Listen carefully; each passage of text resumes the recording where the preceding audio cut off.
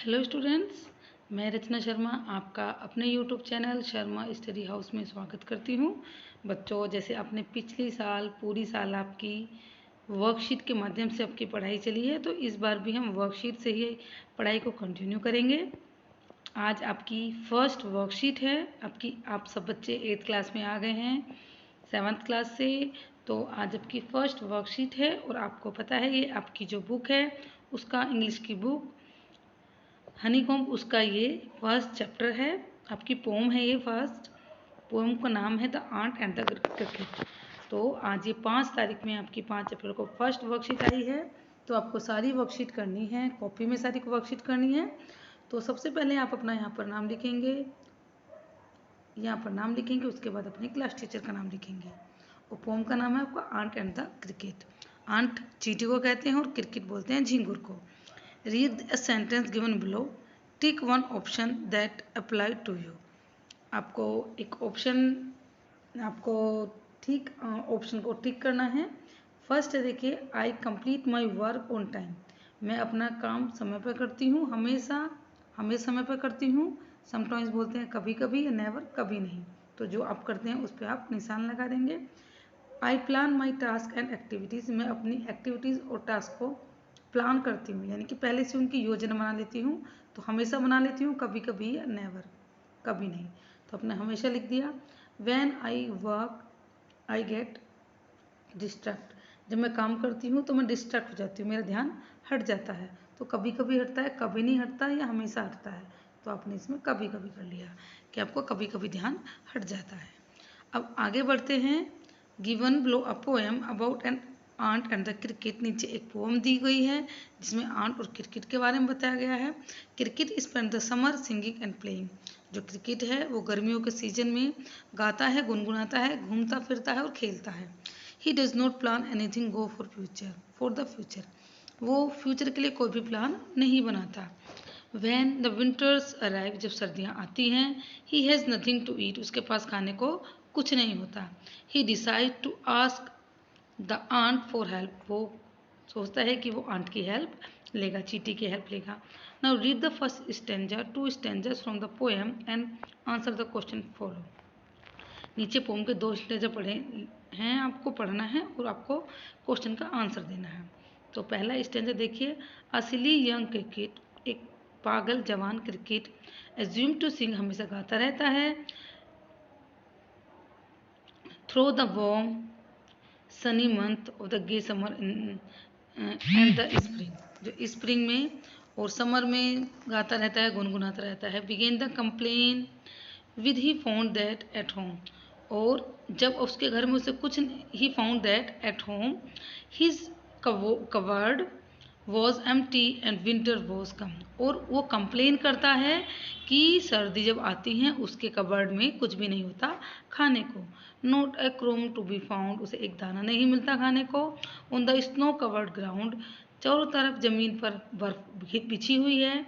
Not a flower could he see, एक भी फूल नहीं जिसे वो देख सके। Not a leaf on the tree, एक भी पेड़ पर पत्ती नहीं है क्योंकि चारों तरफ बर्फ ही बर्फ है। ओ व्हाट विल बिकम से the cricket of me, cricket कहता है कि अब मैं क्या करूँगा, खुद से ही कहता है। अब स्टेंजर 2 में देखिए।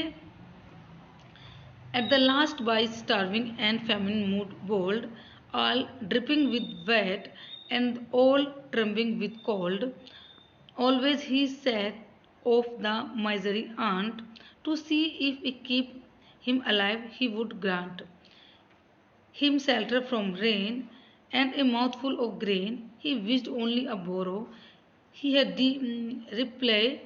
repay it tomorrow, if not the must die of starvation and sorrow. वो फिर उसके बाद चींटी के पास जाता है। उसने चींटी को देखा है कि वो हमेशा गर्मी में उसने अपना बहुत सारा खाना इकट्ठा कर लिया है सर्दियों के लिए, क्योंकि सर्दियों में बाहर नहीं निकल सकती खाना ढूंढने के लिए। तो वो बेचारी, उसे तो उस टाइम पर जब वो चींटी वो जब रोती रहती है तो उसे वो बेचारी चींटी लगती है। To see if the keep him alive would, अब वो उसके घर पे जाता है, कहता है कि मुझे शरण दे दो अपने यहाँ पर, इस रेन में जो बर्फ़ की बारिश हो रही है मुझे अपने घर पे शरण दे दो। And a mouth full of grain, और मुझे मुट्ठी भर ग्रेन मतलब कि अनाज दे दो। आई विश्ड ओनली बोरो, मैं तुमसे उधार मांग रहा हूँ। और कहता है कि मैं तुम्हें इसे रिपे यानी कि उधार मांग रहा हूँ, मैं तुम्हें इसे चुका दूंगा। If not he must die starvation and so. अगर वो उसे नहीं देती है तो वो स्टारवेशन बोलते हैं, भूख से और दर्द से, दुख से मर जाएगा। वो चींटी घर मांग कर जाता है, मांगने तो ये सब बोलता है। आप इस पिक्चर में देख रहे हैं चींटी किस तरह से, ये तो गा रहा है यहाँ पर, और चींटी किस तरह से ये यहाँ पर अपना खाना इकट्ठा कर रही है सर्दियों के लिए। अब अगली पिक्चर में देख रहे हैं आपकी, अगली पिक्चर में ये चींटी के घर पर आया छाता लेकर, उससे हेल्प मांग रहा है। अब आपको क्वेश्चन के आंसर देने हैं। Name the two character above the stanza.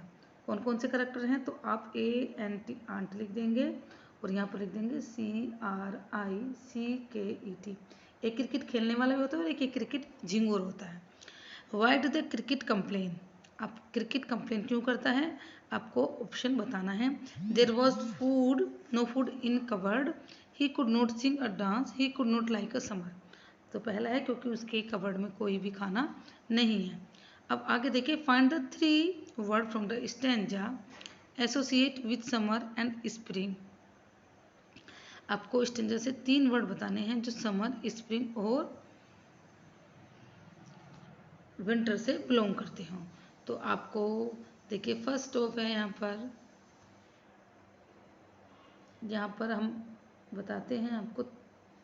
तो आपको फर्स्ट स्टैंजा में देखिए, फर्स्ट स्टैंजा में इसमें आपको वार्म, सनी, गे, समर। तो आप 3 जो वर्ड हैं ये आपको नीचे लिखने हैं। तो वार्म, सनी और गे, तो हम यहाँ पर लिख देंगे।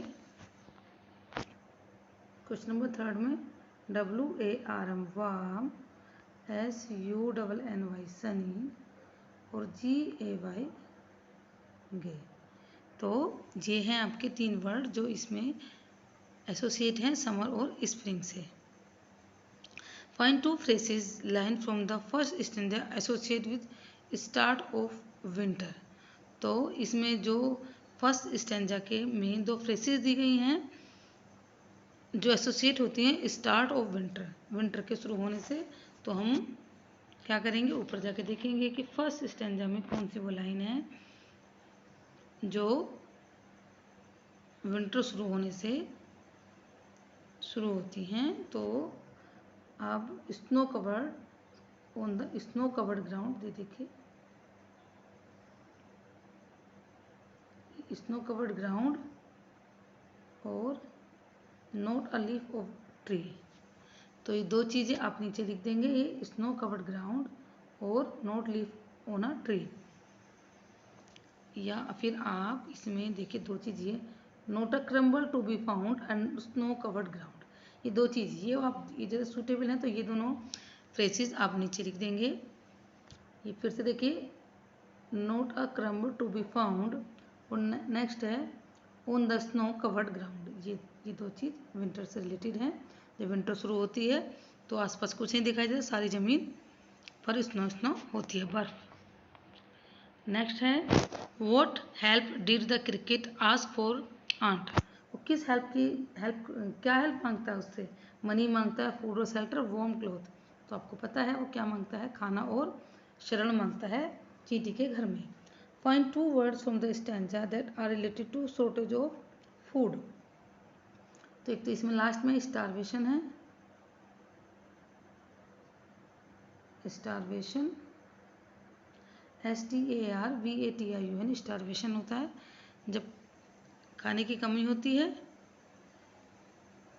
और माउथफुल ऑफ ग्रेन, यहाँ पर 2 चीज़ें हैं देखिए बताती हूँ, माउथफुल और ग्रेन और स्टारवेशन, ये 2 वर्ड हैं। इसको मैं पहले स्टारवेशन, ये देखिए माउथफुल ऑफ ग्रेन और स्टारवेशन, ये दोनों आपके क्वेश्चन नंबर 2 लास्ट का आंसर होंगे, माउथफुल ऑफ ग्रेन और स्टारवेशन।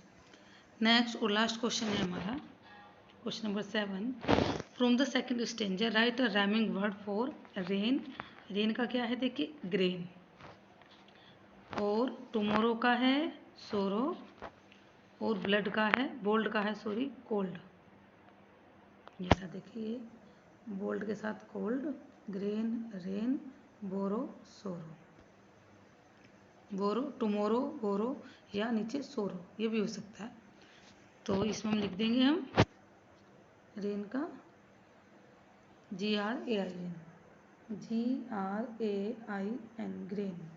टुमोरो का सोरो, SORROW सोरो, और बोल्ड का कोल्ड। आपको पता है राइमिंग वर्ड वो होते हैं जिनका बोलने का जो तर्ज होती है उनकी सेम होती है। वर्ड जब हम बोल के देखते हैं जिनके प्रोनाउंसिएशन सेम होता है, जैसे रेन, ग्रेन, टुमोरो, सोरो या बोरो, बोल्ड, कोल्ड।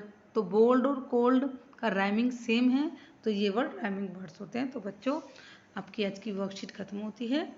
आई होप आपको पसंद आई होगी। तो अगर आपको अच्छी लगे तो वीडियो को लाइक करना ना भूलें। Thank you.